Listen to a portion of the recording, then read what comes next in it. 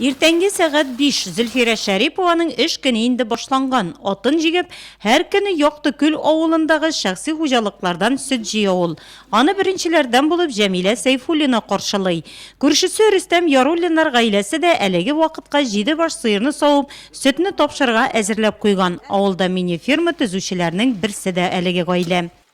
8 баш була инде, менә танабыз олама, тагын бер танабыз булса 8 була. Балай җидене савабыз. Менә инде сөтнең алдан бәясен жүнгә җыйдылар. Хәзер бәясен 20 диләр инде, менә 20 булса яхшы була инде. Азыкларда кебек бит. Поража да, пеннәр дә сатып алсаң. Сөтне бирергә тырышабыз, акчасы булыр дип өмет итәбез. Халыктан сөтне әлеге җирлектә Айдар Вәлитов җыя, акча бирүдә тоткарлык юк. Үз вакытында исәп-хисап ясап бара ул. Иртә торсаң ит, соң торсаң бит пешә ди халык. Сөт җыючылар да шул әйтемне күзә тотып эшли. Сыңга калсаң сөт әши, сыйфатын югалту акчасыз калуга китерә. Иртәнге сәгать 6 ярта безнең төшерү төркемебез Яктыкүл авылында. Биредә инде эшнең иң кызган чагы, сөт җыючылар эшне нәкъ менә шул вакытта башлый. Чөнки һәр хуҗалыктан сөтне үз вакытында җыеп аласы һәм аны тапшырасы да бар бит әле. Халыклардан шулай сөтне җыеп бар интем, кичегән да миннән алып китәләр инде сөтне. Халык инде алдан бик ни булды инде? Да булмады инде. Хәзер инде Айдар 20 сум дигәч инде халык риза булыр дип уйлыйм инде. 20 булгач инде шатланып киткәни, булырга булса яхшы булыр иде ул.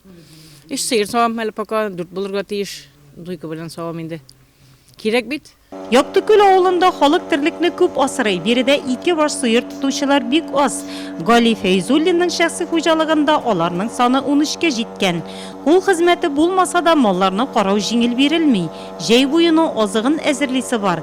Кыш көне бөтен терлек кулда.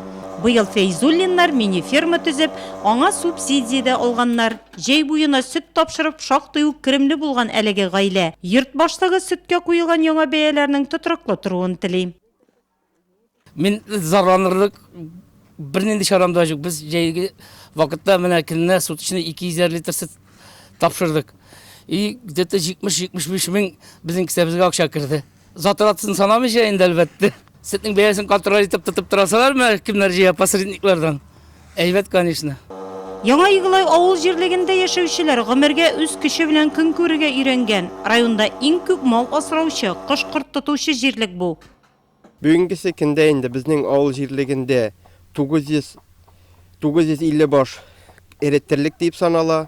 Аның инде 380 башы сыерлар. Әле бу безнең монда керми. КФХ-ларыбыз бу санга керми. Тагын безнең яхшы гына эшләп килә 6 КФХ. Аларның 4-сендә тоже эреттерлекләр инде. Аларда савым терлекләре дә бар.